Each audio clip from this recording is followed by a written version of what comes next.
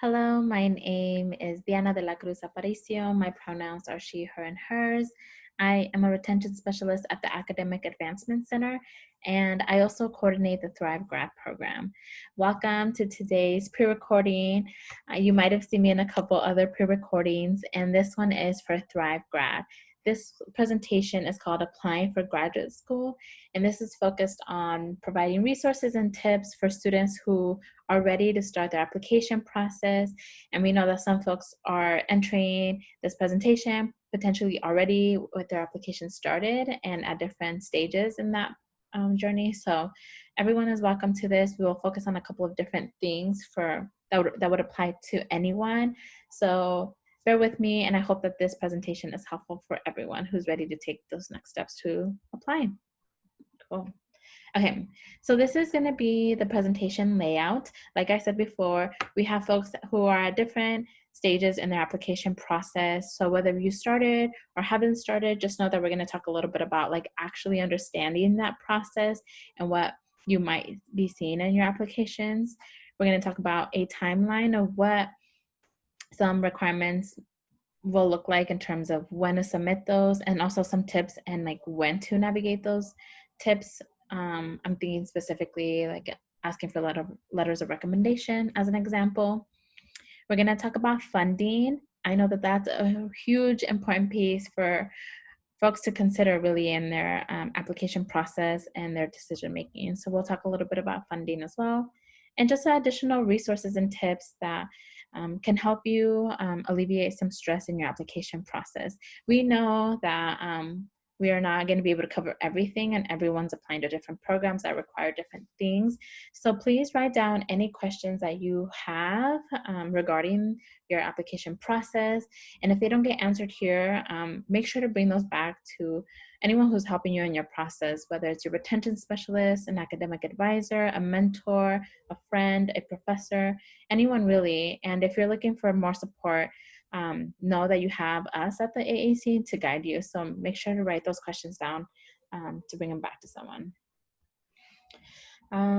All the information that was pulled from this presentation is really pulled from sources that will be included also at the end of this presentation with like the links to have you have something to take away with, whether it's a timeline guide, a form that just has a ton of tips on how to ask for funding. I've tried to gather a couple of things from some conferences that we've attended with students, with other institutions regarding graduate school, things that we've used from the Career Center, from the graduate school department on campus. And so I'm really trying to compile resources for you all. And so I just want to make sure that folks can leave with all the things. So make sure to look at those links included with this presentation. Okay, so going back to your goals, I talked about this in a previous presentation for the Thrive students about graduate school. And I bring this back up again because this is, I think, still really important to think about for folks who are already taking those next steps, and to remind yourself about what your career goals are as you're making decisions about pursuing graduate school. Of course, there are a lot of things that will inspire your decision and will be a huge factor of your decision making, whether it's funding, location, how long the program is, but really remind yourself of what your goals are, what your career goals are. And then you're really thinking also about like what's your current experience that has led you to your passions and your interests within a career. So thinking about those things as well, and remembering that your experiences are a part of your application, whether it's in your resume, your personal statement, your letters of recommendation. So make sure you're highlighting those experiences in your application, and that and really trust yourself in the process, and knowing that you are worth more than just your application. I know that this can be a really hard time also, and stressful time for folks as they're thinking about like my dream school, my dream program. And so just being patient with yourself, giving yourself grace, and knowing that you are worthy still, regardless of the decisions of institutions. And then think about graduate school will help me because, like, why are you applying to this specific program? Why are you applying now? What is something that you're hoping to accomplish during your graduate school experience and after? And so really think about what is the program focusing on and why am I interested in this program over this other program. And we'll talk a little bit about like those questions and those things to think about, and will also be included in handouts. So I thought this was just like a really important piece to bring back to this presentation, knowing that this was in a previous presentation for Thrive students who were still thinking about it and were potentially already starting to take steps, but just really bringing this foundation back to our students who are applying. Okay, so the first thing I want to talk about is like fit and match. I mentioned a few things about different factors from each program that will be a huge piece of your decision making. And so in the yellow hexagons, you'll see there are different pieces to consider for program, right? So are you thinking about timeline? Is it a 2-year program? Will you be doing this program part-time or full-time? What are the admission requirements for a program? Does it include tests? What is the application fee? Are interviews required? What is the cost of an application? Usually graduate school applications come with a fee. And so if you're applying to 10 programs, how is that fee gonna add up and how are you paying for that? So really seeking out financial support and asking if there are fee waivers. What's the program content? And so what is the program focusing on within your field? Is it something that is really what you're looking for? Or is it something that you didn't really think about and you really like the school, but it's not really focused on what you're looking for? It's also important that you connect this back to like the program faculty and like focus and reputation. So are the faculty who are at the program doing the work that you want to do?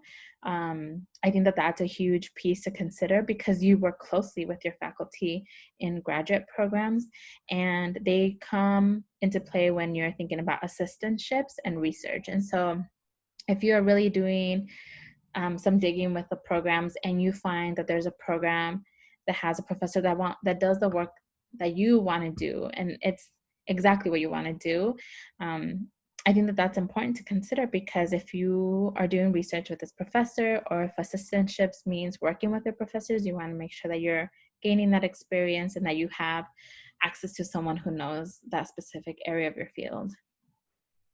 What's the program culture in the model? Is it a cohort model? So cohort model means that you join this program with a smaller group of folks who you go the program through with them, right? You're doing this journey together. The classes you take are typically together. Sometimes you go on different paths, but you stay together as a group, and it helps build more community. It feels like a smaller setting where there's attention to collaboration, right? Or is it just like classes, you don't really get to see each other, you do your own work? So what are you looking for? Other program culture can include like, what does the student support look like? Do they include like mentoring? Do they include experiences that are specifically just for your program that are more involvement opportunities so that you're gaining more experience, right? So these are just some examples of things to consider so that you're thinking about like what fits like what you're looking for, what's that fit and match. And so as you're organizing this information, I highly recommend using something to track this, right? And so I'm going to jump into next in the next slide, a way to organize these things. And just remember that when you are researching programs, that might be the time that takes up a little bit more time. So start doing this early. If you have another year to do this, or if you're applying now, it's okay. You have time. Don't feel like it's too late, but really give yourself time to look at programs and to look at what's important to you. For me, for example, if I was looking at a graduate program, I think cost would be really important. For some folks, location is really important. Some folks are looking for a cohort model experience and want to have that community like experience with folks. I'm only able to do part-time because I'm working full-time or have a family, right? Like, what are the things that are really important in your decision making for a program? And when you're just looking does not mean you're applying. I know it can be overwhelming, but just really take the time to look, because that's going to be really important. And use search engines that are within your field or general search engines to help you find these things. I can include a link that's a general search engine for graduate programs that I have found, and also ask faculty or staff within your department if they know of a graduate school search engine that is within your field, which can be usually common. And sometimes if it's not, I would use the general search engine. So let's go ahead and jump on. Okay. So as I'm thinking about all this information from the previous slide about like what am I looking for, and then if I am looking through the search engine, I might be getting overwhelmed with how much I'm seeing, and then I need a way to track what I'm looking at. If I spend a Saturday morning for 3 hours looking at programs and I'm not tracking that information, the next weekend when I spend time doing it again, it might just put me back at point zero where I'm starting over. I'm not really writing anything down, and it's really hard to do that. And so I really recommend to use a tracking system. And so these are just two examples of what I've have heard of students doing and what I've personally done as well. I would create an Excel tracking form. In my experience, I've used something similar to this. I put down the institution. These are just two examples. The cost was important for me, right? What was the cost of the program overall after graduation? That was important. I looked at the admission requirements. I was not looking for a program that required the GRE. So that is important to include if that's what you like really want to look at. The program focus. So what is the program focus within your field that they might be including, right? If it's counseling, is it have to do with a specific like marriage and family counseling program? So just really know the focus of the program because that's important to your field and what you're looking for. So just really know your career interest.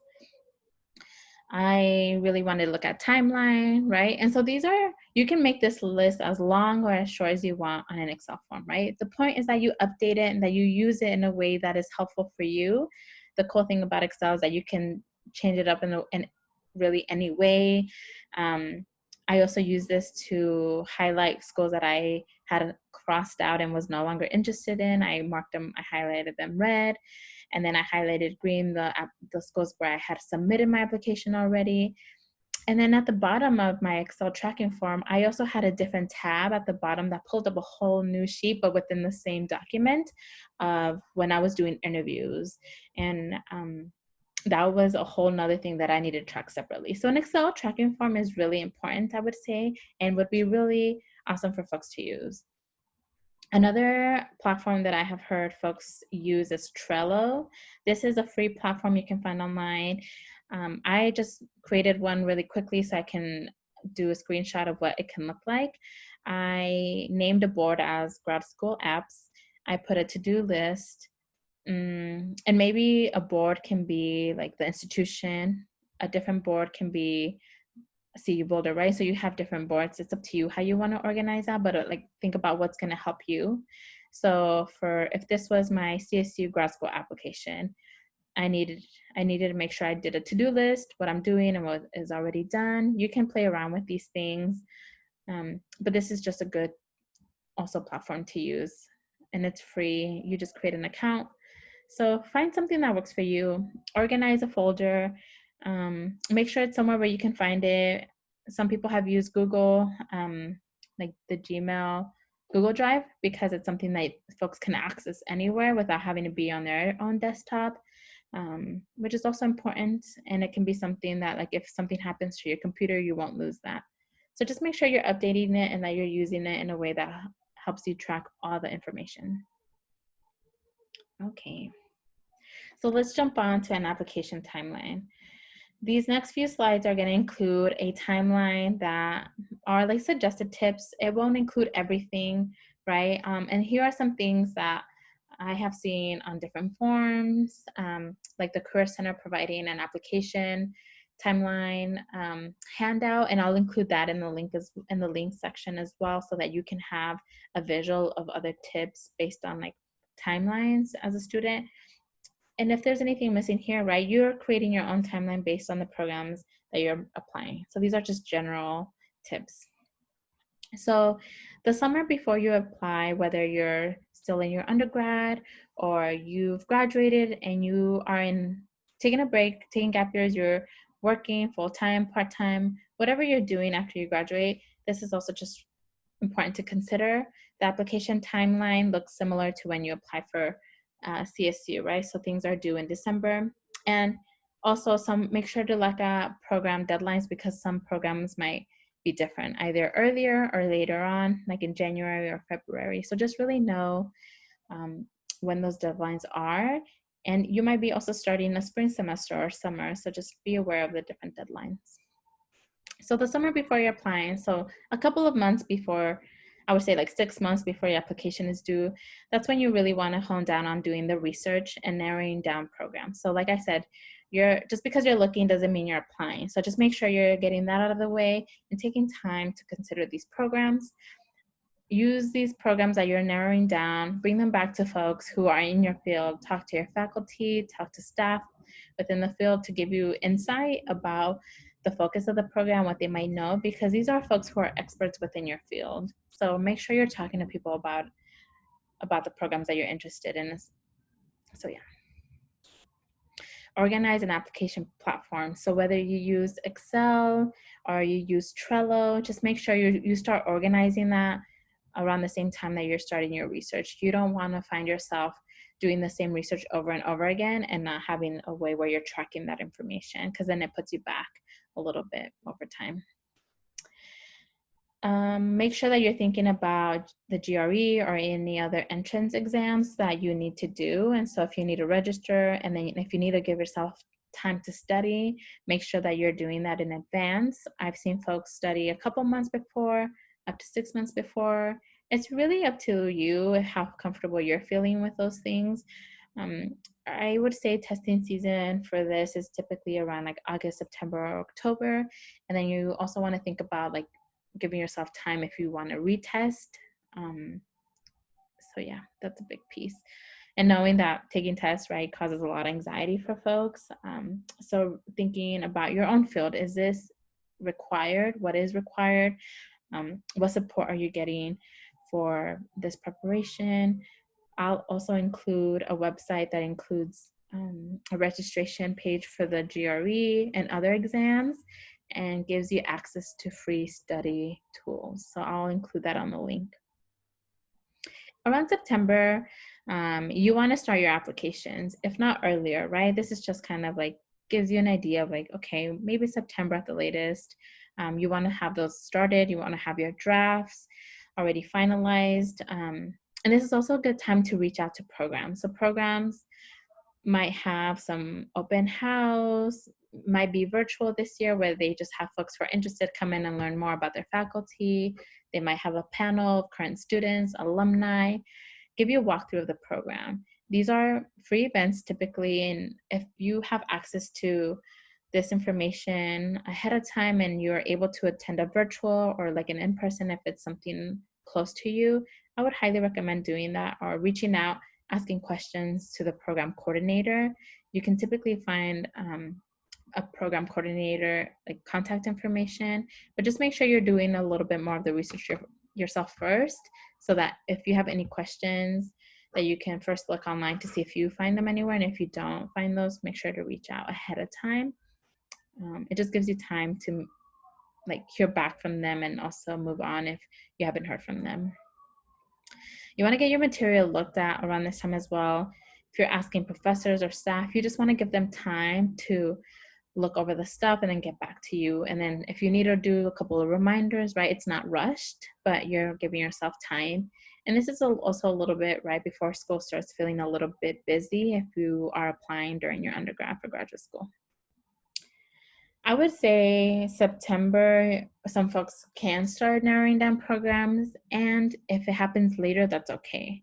I think that this just gives folks less stress later in the semester as folks start getting busy, and you can just really put all your efforts into the programs that you want to apply to. This does not mean that you have to follow this. These are just things to consider. Okay, so October, like I said, August, September, October-ish is when folks usually do the GRE. If you need to do the GRE around this time, if not earlier, if you need to retake, make sure it's within that window of testing. You want to ask for letters of recommendation. So before you're getting here, you really want to start thinking about who are the folks who can write you a strong letter of recommendation. Is it faculty, staff, folks that you've been working with internships, volunteering, just making sure that you have names finalized. I would say earlier, if not from before October. I would also order your official transcripts from the institution. You'll need to do that on your RAM web. It'll ask which institution to send it to. There's a fee with this, so just make sure that you're thinking about that as well. Each program will let you know if they're looking for an official or unofficial, so just make sure you're looking at those pieces as well. You just want to give yourself time to do that electronically. In November, you want to follow up with your letters of recommendation, folks. Like I said, give them enough time, but make sure that you also have backups. If it's asking for 3, make sure you're reaching out to maybe 4 or even 5. If you're having a hard time reaching out to folks, just really like think about folks like in other spaces that you might have worked with, right? Don't think that this person needs to know you very personally and can needs to know everything about you. And some when I applied for graduate school, I had a hard time thinking having up to 4 options. So really give yourself time to connect with folks, even at the start of the semester, who have worked with you. In November, you also want to start finalizing your application material. So by then, right, you should already know before November, right? In September, when you start your applications, you want to have a solid list of yes programs and no programs, because if you're still trying to decide around this time, it'll take up a lot of time, and then all your programs are going to start having different deadlines and timelines that might cause a little bit more stress to you. Each program application timeline is going to look different, that's out of our control, but the way that you are able to start with all of these program applications is really how you have control over a little bit more of your own time. Also ask for fee waivers before you pay and submit your applications. As TRIO students in our program is a TRIO SSS program, student support services. Make sure that you're asking graduate programs if they offer fee waivers for TRIO students. If you need a form that you need to send to verify that you're in our program, let your retention specialist know. We've done this for a couple of students with the GRE and their graduate school application. So just make sure you're asking all the time, and maybe ask a little bit before November, just so that programs can get back to you. Some programs will automatically send you one, and that's awesome. And sometimes they have it, they're just not advertising this fee waiver. So just really ask ahead of time. If you've already graduated and you find out that you're able to get a fee waiver, reach out to us also. We have all the records for our students who have been a part of our program in the past. So don't be shy to ask for that if you've already graduated and you need something from our office. So stay in touch with your retention specialist if you need anything, right? It's keeping those connections for folks who know that they can write you a letter of recommendation or get you one of these notes. So then we're looking at December and January. And December, that's typically when a lot of applications are due. So I would say give yourself an earlier deadline to submit your application rather than up until the last day. If something goes wrong, if something glitches with the online application, if something doesn't go through, if you don't hear from your recommender the day of and you're trying to submit your application, it can be really stressful. So make sure you're giving yourself an earlier deadline. If I would say up to a week if possible. Also follow up with the folks who wrote you a letter of recommendation with a thank you note, an email, maybe follow up in person, anything really to say thank you. Folks who are writing recommendation letters sometimes can be writing multiple recommendation letters from various students. And so just make sure you're saying thank you. Keep up to date with your tracking list. So when you submit your applications, make sure you're indicating that on your tracking form, whether it's on Excel or Trello, so that you are not losing track of things. If you're navigating 5 or 10 applications, make sure that everything is updated, whether you got the fee waiver, if it's paid, that you got the official transcript sent, that you submitted your letters of recommendation. Just make sure you're tracking all of that even after you've submitted your application. And I would say even after, when you're hearing back, like who have you heard back from, who have you not, who's offering this much money for funding, who's asking for me to follow up with an interview. So just make sure you're still using that tracking form. In January, if there are supplemental applications that you need to submit, usually that happens after, if you're admitted or not, if they're asking folks to submit applications for assistantships, sometimes that happens with your initial application, and sometimes that happens after. So just make sure that you're looking at all the options for supplemental application information. As you're applying for graduate school, I would say the funding piece, and I'll chat about that in a little bit, about like when to ask for funding, how often to do so. I think that that's an important piece that I think folks feel like they shy away from, but continue to seek funding. So making sure that you're looking at what are the scholarship opportunities that this program or this department or this institution is providing. Typically with graduate school, you find more funding within that department rather than the institution. Now we're looking at February and March. So in February, that's when folks are typically visiting prospective programs through orientation, and that's before you're making that decision. And so if you're able to do this, I would highly recommend doing this, where you get to meet other folks in your program, you get to meet the faculty and other staff, and you really get to ask more in-depth questions about things that you're looking for. And so I think that that's just a great opportunity. If you're not able to, for whatever reason, ask if there's going to be a virtual orientation. I know some programs have done that for folks who can't make it, right? It's not accessible to everyone all the time. So just make sure you're asking if there's a virtual option, which I'm sure this year will be really what a lot of programs will be doing. If the program is doing in person, ask for travel funds or ask for any accommodation if they're able to help you out in that piece. And this is where you want to start narrowing down your programs, right? That's where you'll start seeing like which schools have you been admitted to, which ones have you not, which ones are offering you an assistantship. So you want to start narrowing those down. In March, you want to make sure that you're also submitting your FAFSA if you're eligible. So make sure that you're still doing this. This still applies for graduate school for federal loans. And so that's going to be important. Okay, April.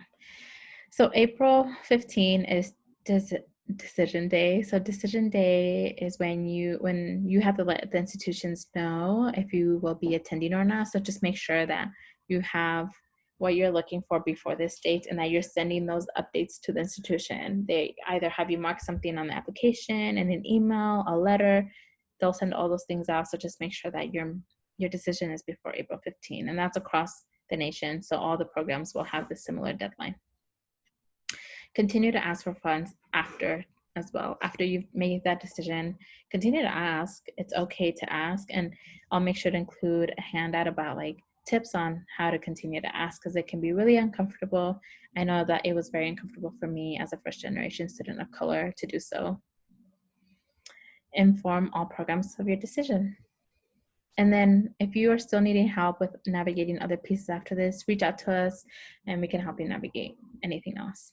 And right, like this is just general pieces. If there are other things that pertain to you and your program, just include it in your own timeline. I think writing this out for me, I needed my own timeline when I was applying. And this is just like a general one. I know students who are creating their own timeline based on typical programs within their own field and what they look for. So do this for yourself if you need to keep you on track, and give yourself deadlines on your calendar so that you're not letting so much time pass by if you need to do stuff. It can be really hard to track all of this information. Okay, so I want to go back to funding, and I'm going back to funding because this is an important piece of your application process. So as you're thinking about funding, think to yourself, like, when is it an appropriate time to ask about funding? I've done my research on the website. I know what is offered and what is not. When should I ask for more? So you want to always ask before you submit any applications so that you are aware of all your information before you decide to submit an application, because that takes time and money. You also want to want to ask for funds during your application process. So if you're able to visit orientations, open houses, this is before you let programs know if you're going to be attending or not. You want to visit those institutions and be able to talk to folks and ask those questions. Mm, and then also after. And I don't only mean after you get there in your first month or after you've been admitted and you have been started. I mean, like, after, from then until like you're graduating, right? You want to make sure that if there are additional resources to help you graduate from your graduate program, continue to ask for funding opportunities and funding resources. So some ways that programs provide funding include the following. It's not all of them, but just to give you an idea, include assistantships. So these are paid positions related to your study. So for example, when I went to graduate school, I pursued higher education and student affairs, and that includes working at institutions like AAC programs, the residence halls, the cultural centers, and an assistantship that I received was working in the residence halls as an assistant residence director. And so that was related to my field, and that provided me with housing, meals, and getting paid. And so that was their way of providing me funding for the program. This can also look like being in research positions, teaching, like TAs in the classroom, or doing some other type of service within your department or field. You will typically find grants, scholarships, or fellowships within your department with graduate school. That's where you'll find most of what you'll be qualifying for. So that can be inside or outside the institution as well. Fellowships can be either or. For our Dreamer students, this is really important, right? Because fellowships are non-federal programs that can provide aid to any student. And so for folks who don't qualify for FAFSA, make sure that you're looking at these two options. Let's see. For students who qualify for ASSET, you can qualify for in-state tuition as well for graduate programs. And then loans. As long as you're doing your FAFSA, right, you're going to be offered federal unsubsidized aid. So make sure that you're completing your FAFSA every year and only take out what you need. Additional tips for your application process are a few of these. There might be more, but just make sure that you're thinking about these things. Like I said before, there are application fee waivers, so make sure you're asking ahead of time. It's just really important, and it takes off a load from you if you're submitting more than like 5 or even 3, really. It makes a huge difference. Prepare enough materials for your letter of recommendation. So what do I mean by this? So I learned this from another student from the AAC who graduated a couple of semesters ago. She did a presentation for our students at the graduate school conference last year, a whole presentation about like asking for letters of recommendation. And something that she pointed out was how important it was to provide enough material to the person who you're asking to write you a recommendation letter. So are you just sending an email asking for a letter of recommendation? Or are you also sending an email with like an updated resume, a sample of your work that is related to your field? Are you including a draft of your personal statement for this graduate program because it's giving them an insight of why you're applying to that program? Like what material are you providing? And for me, as I've written a couple of recommendation letters this last semester, it was really hard for me if I didn't have all of these things, because I know you to some capacity, but how do I know you in other spaces? And how can I connect what I know about you and all the work that you've done that I might not know about? And so I think that that's really important. And so include that and work on something that is really going to help your recommenders write you a strong letter. And don't be afraid to reach out to program coordinators, especially about funding. I think that it feels like it's inappropriate to ask for funding, but I think that there are ways to ask for it, and in strategic ways. And so don't be afraid to reach out for help. The program coordinators are there to help students troubleshoot any questions for folks who are interested in applying, right? And so you want to make sure that you're taking time to apply. And if you need help, reach out to anyone who's working with you. Reach out to us about how can we send this email? How can we ask about funding? Have you not heard back? Let's make sure we can try to find another contact from the grad program. The Career Center also is a great resource to help students like navigate these things. I think they think of a lot of really great ways to do so. So just make sure you're reaching out to programs ahead of time too. Okay, so some of the links that I mentioned include this, and I talked about a few throughout the presentation that aren't on this slide, but I'll make sure to include them on the description of this presentation. But I talked about a graduate school directory, like a general one. If you've already found one within your field or a general one, use whatever you have. And if you're still looking for something, this can be a good start.